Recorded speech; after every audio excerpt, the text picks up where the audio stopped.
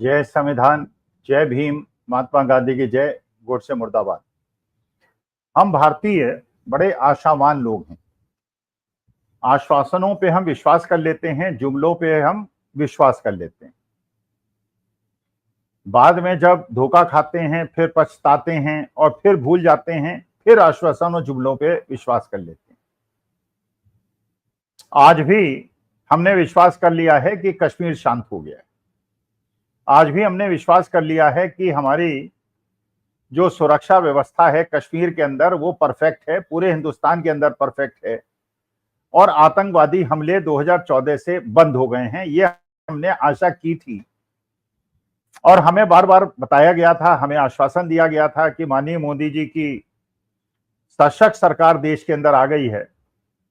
और जब अमित शाह जी देश के होम मिनिस्टर बने तो ऐसा बताया गया कि माननीय मोदी जी का सीना 56 इंच का है और अमित शाह जी मॉडर्न चाणक्य हैं और उनके साथ एक सुरक्षा सलाहकार हैं जो कि जेम्स बॉन्ड हैं, जिनका नाम अजित डोवल है। तो हम लोग आश्वस्त हो गए थे, आशावान लोग हैं। हमें बताया गया था कि जब नोटबंदी की गई तो इस नोटबंदी के करने से कश्मीर के अंदर आतंकवादी घटनाएं रुक जाएंगी, खत्म हो जाएंगी और आतंकवादी की पीठ टूट गई है, कमर तोड़ दी है। हमने विश्वास कर लिया, लेकिन आतंकवादी घटनाएं तो रुकी नहीं और ये आश्वासन ऐसा लगा कि ये तो जुमला था।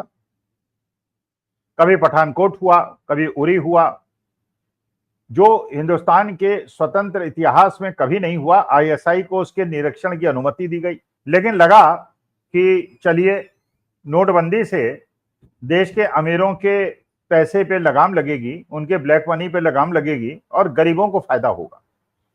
बताया गया, गोदी मीडिया ने बताया, हमने विश्वास कर लिया। एक गोदी पत्रकार ने बताया कि 2000 का जो नोट चला है इसके अंदर एक ऐसी चिप है जो जमीन के अंदर भी अगर इस नोट को गाड़ दिया जाएगा तो सरकार को पता चल जाएगा।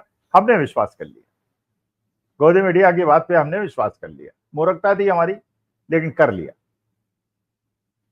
अच्छा, ये बात उस समय भी हमको समझ में नहीं आई थी कि जब पूरे विश्व के अंदर आज तक जहां जहां नोटबंदी हुई है वहां की अर्थव्यवस्था बर्बाद हो गई। गूगल पे आप सर्च कर सकते हैं। और ज्यादातर देशों ने नोटबंदी के निर्णय को मूर्खतापूर्ण निर्णय माना था, लेकिन हमारे यहां हो गया और हमारे देश के मान लिया। ये भी बात समझ में नहीं आई थी कि भाई 1500 का नोट बंद करके 2000 का नोट बंद करके चालू करके कौन सी ब्लैक मनी को कंट्रोल करने का प्रयास हो रहा है कि 2000 का नोट, ज्यादा ब्लैक मनी रखने वालों के लिए कम गड्डियां ले जानी पड़ेंगी और 500 और 1000 में ज्यादा गड्डी ले जाए। लेकिन लॉजिक तो हमारे देश में चलती नहीं। हम लोग जुमलों में विश्वास करते हैं, भाषणों पे विश्वास करते हैं। हमने विश्वास कर लिया, आतंकवाद की कमर नहीं टूटी। उसके बाद धारा 370 हटाई गई।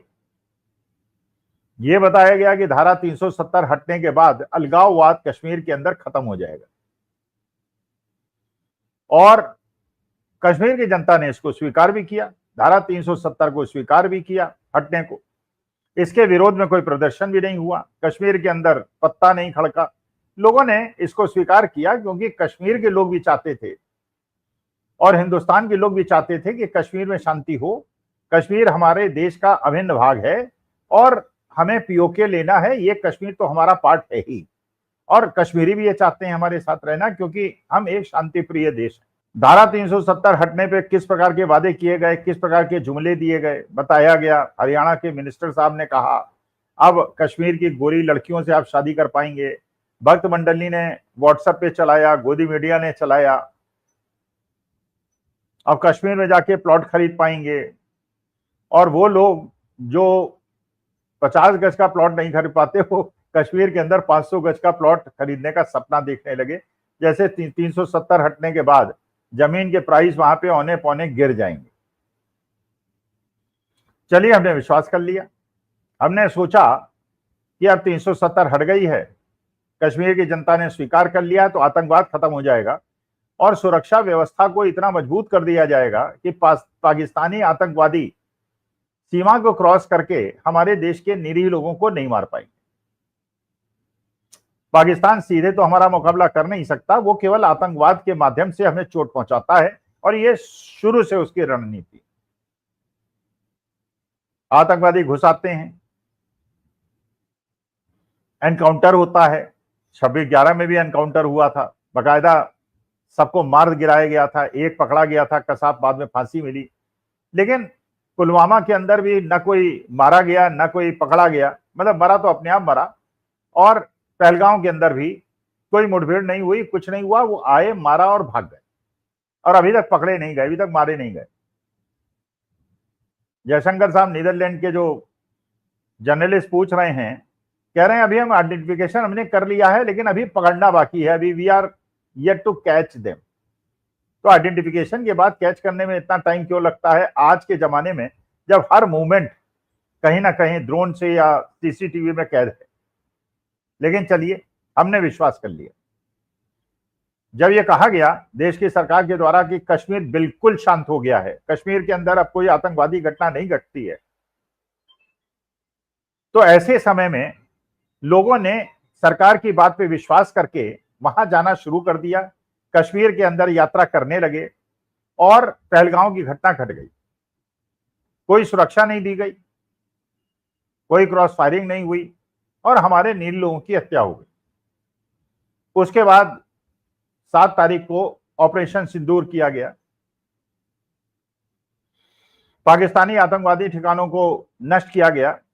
पाकिस्तान के जो जनरल मुनीर हैं उनको फील्ड मार्शल पाकिस्तान ने बना दिया, किससे बनाया मुझे नहीं पता। लेकिन 26 लोगों के अलावा भी सीमावर्ती इलाके में रहने वालों लोग हताहत हुए, उनके परिवार उजड़े। फिर हमें आश्वासन दिया गया कि ऑपरेशन सिंदूर हो गया है, अब कश्मीर के अंदर कोई आतंकवादी घटना नहीं होगी। क्या हमें फिर विश्वास कर लेना चाहिए? क्या हमको मान लेना चाहिए? क्या हमको सरकार से ये निवेदन नहीं करना चाहिए कि सर आप आश्वासन दे देते हैं, हम लोग आपकी बात पे मानकर हम कश्मीर चले जाते हैं, हमारे परिवार के लोग, हमारे मित्र लोग, हमारे भारत के लोग चले जाते हैं और शहीद हो जाते हैं, उसके बाद ऑपरेशन सिंदूर करें या कुछ करें, हमारे जो ये जवान जिनकी निरीह लोगों की हत्या हुई है, इनके प्राण तो वापस नहीं आएंगे, इनके परिवार के लोगों के आंसू तो नहीं पूछेंगे। तो आप सुरक्षा व्यवस्था को मजबूत क्यों नहीं करते? आप आश्वासन दीजिए तो कम से कम सुरक्षा व्यवस्था ऐसी तो हो कि हमें लगे कि सरकार ने रोकने का प्रयास किया, उन्हें मारने का प्रयास किया, उन्हें पकड़ने का प्रयास किया। वरना आज के तारीख में कश्मीर का जो पर्यटन उद्योग है, जिसपे कश्मीर डिपेंडेंट है, उसमें इतनी ज्यादा गिरावट हो गई है, लोगों ने जाना शुरू कर दिया है, लेकिन संख्या बहुत कम है। और अगर वहां की औद्योगिक स्थिति, वहां की आर्थिक स्थिति नहीं सुधरेगी, तो अगर कश्मीर की स्थिति नहीं सुधरेगी, तो क्या 370 हटने के पहले की जो स्थिति होगी, ये 500 रुपए में लोग पत्थर चलाने के लिए रिक्रूट किए जाएंगे क्योंकि उनके पास कोई ऑल्टरनेटिव अर्निंग कैपेसिटी नहीं होगी, वो स्थिति में न जाए वो।